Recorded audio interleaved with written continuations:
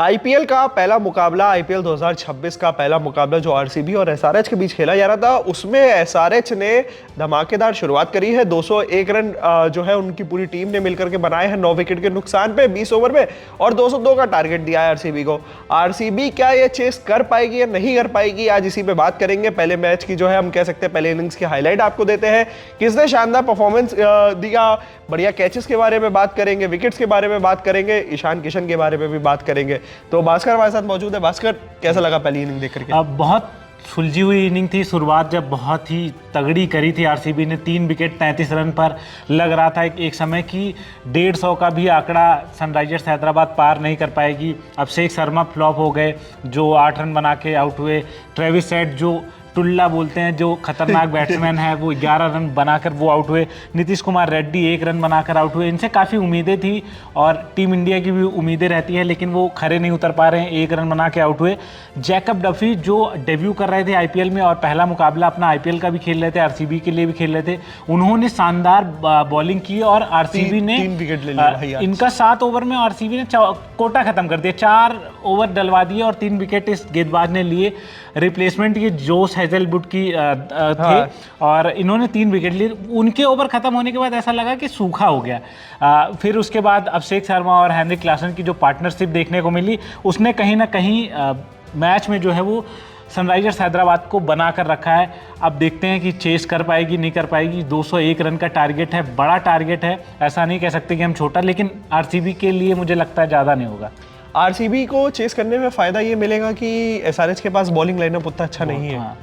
क्योंकि आप देखें तो हर्षल पटेल जो काफ़ी एक्सपीरियंस रखते हैं, उसके अलावा जयदेव नाटकट हैं जो एक्सपीरियंस आईपीएल का रखते हैं, लेकिन उनकी बॉलिंग ऐसी है कि वो 10 रन का कम से कम इकोनॉमी रेट रहता ही रहता है। साथ में डेविड पेन पहली बार खेल रहे हैं, इंग्लैंड के खिलाड़ी हैं। यहाँ पे ईशान किशन मदद नहीं कर पाएंगे। वही मुझे लग रहा है कि बहुत ही ऐसी गेंदबाजी है जो मुझे लगता है 250 भी खा सकती है। तो इस वजह से मुझे लगता है जो रिकॉर्ड है आरसीबी का कि उन्होंने एक ही बार चेस किया, वो 2 बार चेस होने वाला है। और यहाँ पे सही बात जो आपने कहा कि ईशान किशन बॉलिंग नहीं कर सकते क्योंकि विकेट के पीछे होंगे, तो इस वजह से वो मदद नहीं कर पाएंगे। हाँ, नहीं, बात करनी चाहिए अभी हमें ईशान किशन की भी, हमें बात करनी चाहिए अंकित वर्मा की भी। भाई वो सवाल ये उठ रहा था कि अंकित वर्मा के पास पावर इतनी है या वो शॉट बढ़िया खेल रहे थे, लेकिन उसमें विराट कोहली ने हेल्प किया। आप ये माने नहीं माने, अनिकेत वर्मा का एक कैच छोड़ दिया, वो 15-20 रन पर थे उस समय। उसके बाद उन्होंने जिस तरीके से शॉट्स खेले और वो बहुत इजी कैच था। मुझे लगता है कि हम कोई नहीं सोच सकता है कि विराट कोहली उस आसान से कैच को टपका देंगे। एक वो कैच अगर ना होता तो मुझे लगता है 190 तक ये आसपास रहते, लेकिन उस कैच की वजह से, विराट कोहली की कैच की वजह से जो ड्रॉप हुआ, उसकी वजह से 200 रन तक सनराइजर्स हैदराबाद पहुंच गई। मुझे लगता है काव्या मारान को थैंक यू बोलना चाहिए विराट कोहली को। हम आज बात करेंगे ईशान किशन की। बिल्कुल, ईशान किशन ने आईपीएल 2026 में भी आते ही शुरुआत की जो है अपनी धूम मचाना शुरू कर दिया है। हम वर्ल्ड कप में उनको देख चुके हैं, पाकिस्तान के खिलाफ से उन्होंने जो शुरू करा था और वर्ल्ड कप में सिलेक्शन जब उनका हुआ था, फिर उसके बाद अब तो इस टीम के कप्तान भी है, पहली बार कप्तानी कर रहे हैं एसआरएच की।